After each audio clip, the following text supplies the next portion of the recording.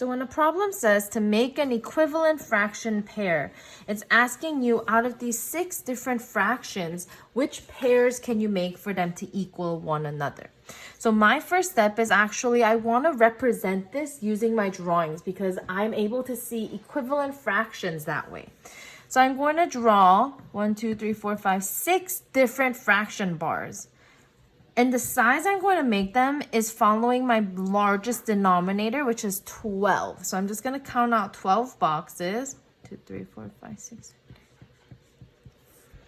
And you're thinking, why am I only counting 12 boxes when I have all these other fractions with different numerators? I'm making them all 12 boxes because that is my largest denominator.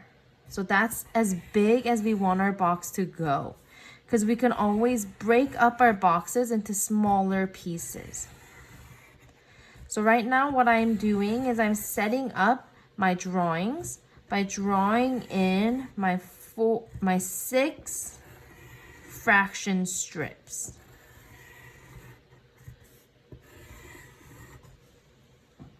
And what I'll actually do is I'm going to I'm going to outline them all in my blue marker so that when we shade it in, you can see it better. And I'll write the fraction right next to it. So that one we're gonna show 5/6. In our second model, we're gonna show, 1/2 and then 5/6. Our third model, we're going to show 1/3. In our fourth model, we're going to show 4/12. Our fifth one, we're going to show 3/6. And our last one, we're going to represent, which is the same thing as showing, 10/12. So now what I have to do is I have to go through each fraction strip to see how am I going to break each one apart. So my first one, let's focus on one at a time. 1/2. If I look at the numerator, it tells me how many I color in, and my denominator tells me I have 2 equal parts. So if I were to take this strip, only the first one, and I were to cut them into 2 equal parts, I'm using a pencil. All right, I'm only going to outline with that to show you guys.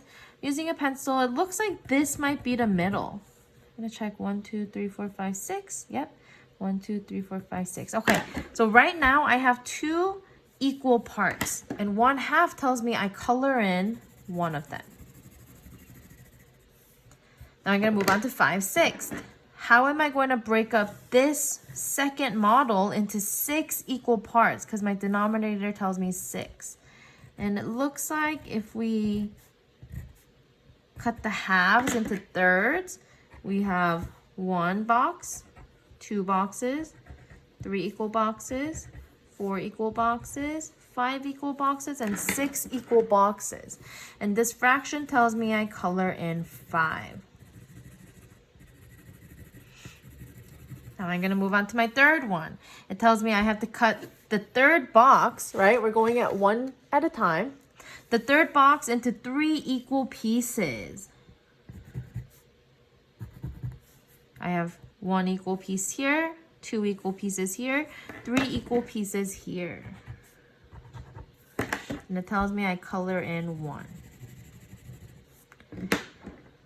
Now my 4/12, I know using my denominator, I have to cut this area box into 12 equal pieces. And remember from the beginning, we use this as our model.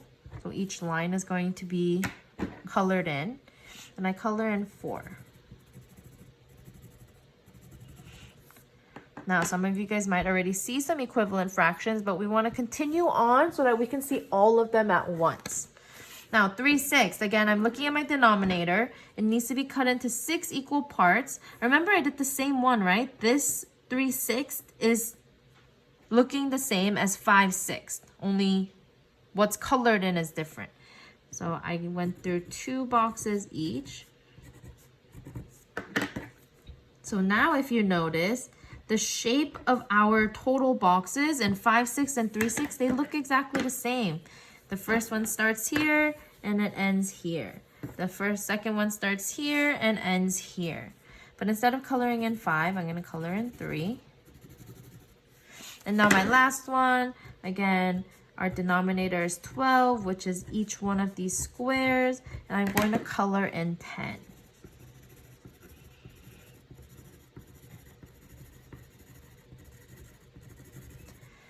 Now, if I look at my 6 different fractions, right? Remember, we started off with 6 here, and what we wanted to do is figure out which make an equivalent pair.